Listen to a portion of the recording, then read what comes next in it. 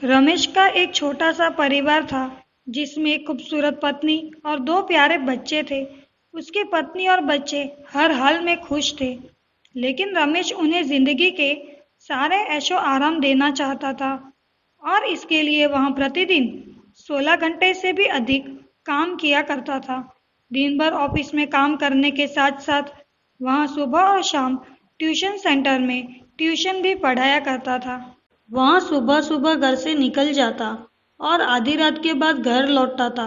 बच्चों के लिए उसका चेहरा देखना मुहाल था, क्योंकि सुबह सवेरे उसके घर से निकलते समय बच्चे सोते रहते और देर रात घर में कदम रखने के पहले ही सो चुके होते।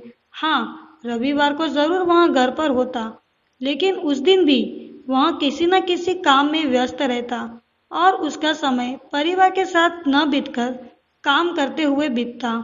परिवार के साथ क्वालिटी टाइम बिताने का बस इंतजार करता रह जाता।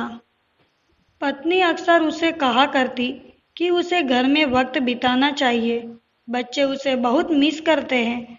उस वक्त वह यही जवाब देता कि ये सब मैं उनके लिए ही तो कर रहा हूँ।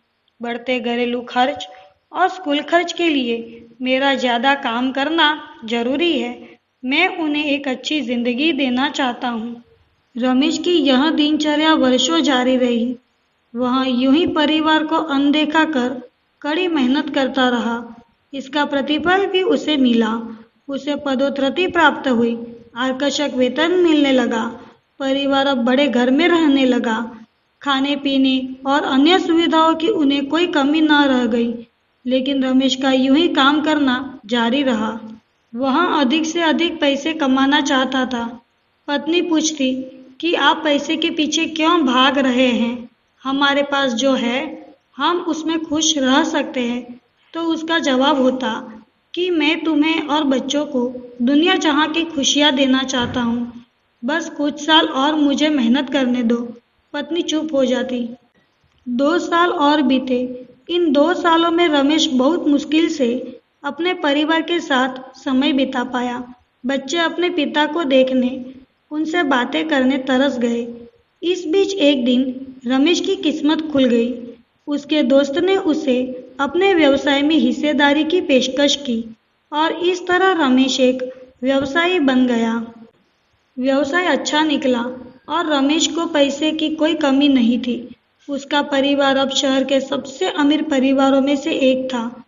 उनके पास सभी सुख सुविधाएं और विलासिता थी, लेकिन अपने बच्चों से मिलने का समय उसके पास अब भी नहीं था। अब तो वह बहुत मुश्किल से घर पर रह पाता। उसका अधिकांश समय घर से दूर बिजनेस टूर में बीतता। साल गुजरने के साथ उसके बच्चे बड़े हो गए। अब वे किशोरावस्था में पहुंच गए थे। रमेश ने भी इन सालों में इतना पैसा कमा लिया था कि उसकी अगली 5 पीढ़ियां शानदार जीवन जी सकती थी। एक दिन रमेश के परिवार ने छुट्टी बिताने समुद्र तट स्थित अपने घर जाने की योजना बनाई। बेटी ने उससे पूछा, पापा, क्या आप एक दिन हमारे साथ बिताएंगे?